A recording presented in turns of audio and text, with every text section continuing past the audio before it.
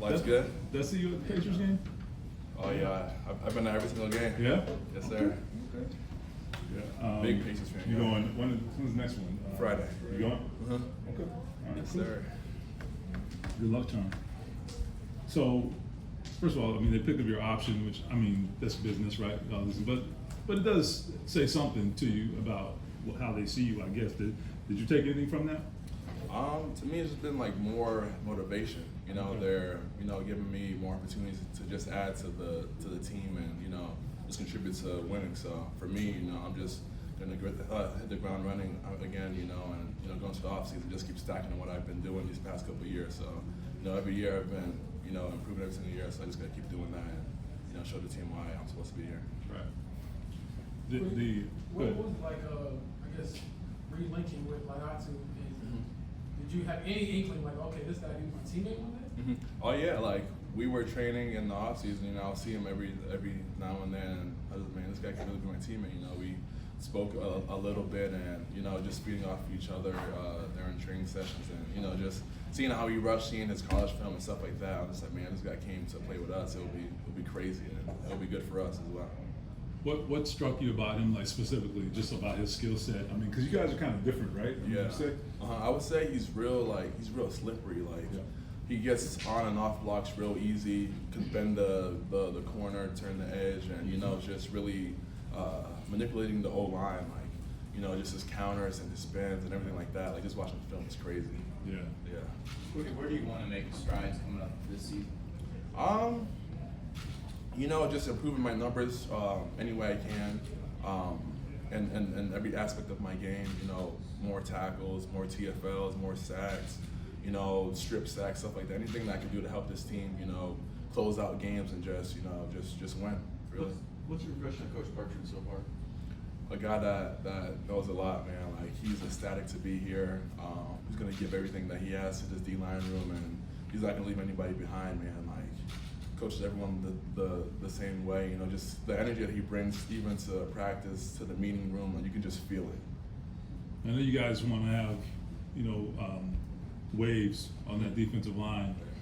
I mean, you had that kind of last year. Now you've added Latu. I mean, what do you envision this being like for opponents to face you guys? I think it'll just be like a big problem for other teams. Like you see teams that make it far in the playoffs, the Chiefs, the 49ers, the Eagles, teams like that, where they just have a second D-line that can be a first D-line anywhere else. So, that's kind of like, I feel like that's what we're trying to build here. And there's no drop-off. As soon as the second D-line come in, like the O-line doesn't have a rest. Like the O-line doesn't have a chance to regroup for the next, for the first D-line to come in. So for us, I mean, it's going to be great. We can go out there, give everything we got, knowing that, hey, I'm going to come off and we have another wave that's going to come in and do just as well. So, it's encouraging for us to, really empty the tank every single time we're out there and, just compete. Can you be more productive that way too? Because you might play fewer snaps, maybe. Yeah. But if you are leaving it all out there, can you be more productive that way? Exactly. Yeah. If you're fresh, you go out there and you can really ball out.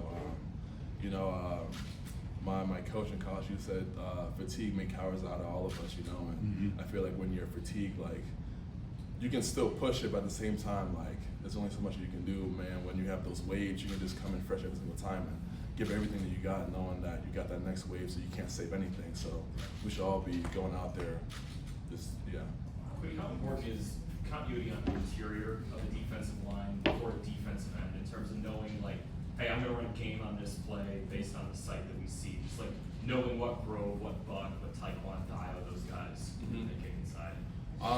Just rushing with those guys is great because they're real smart rushers and they're real smart football players. So anything that they see, we're real good at communicating and them telling us the edges, what they see and what they're trying to work, and then we can just work off of them. So, it's great to have the guys that we have in our room, real intelligent guys and real great ball players. As you go into year 4, what do you think has been, the biggest lesson you learned about playing in the NFL, or what's the biggest area you see yourself growing? See myself growing. I think just improving any way I can. Just watching film, just being like real critical of myself. Like a play where I got a sack, I could be like, oh, I could have got a strip sack here, or a tackle could have been a TFL, or I'm not punching for the ball, or really just like putting everything I got towards every single play, I feel like I can do a better job of that. So I mean, every single offseason, I just go into the offseason just trying to improve, and I've been doing a good job of that. So I'm just trying to keep stacking. More guys? It feels like you've been on. You had 8.5 sacks last year, which is a good number, but it does feel like you've been close a lot. Is that fair? And how do you get from close to finishing? Yeah, I think sometimes there were times where I watch film and I'll be close to a sack, but I didn't turn my hips, I didn't finish through, I didn't rip through.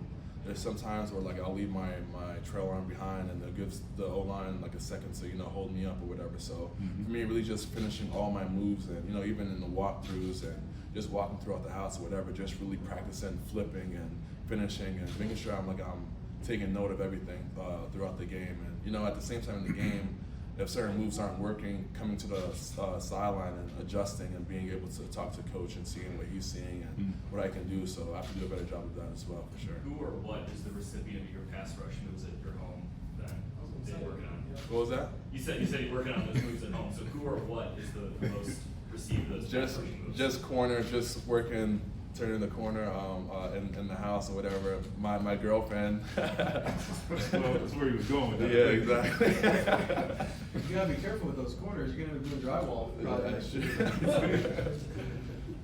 you ever blame any other D lineman for getting your sack?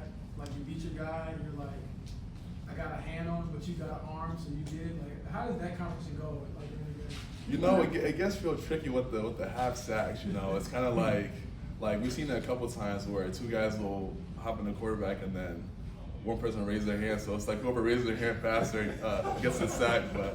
But I feel like it's great. Like we just compete and we just try to get sacks and But it's definitely funny. But I feel like the only time I was kind of sick about it was the Panthers game where I won a couple times and I was just 1 second too late and Buck got a sack. And then another time with the Texans game, I had a nice cross chop and EJ came flying through and just got an easy sack. So, there's times like that where I'm like, man, that was a good move and I'll set him up, but someone else just got the sack.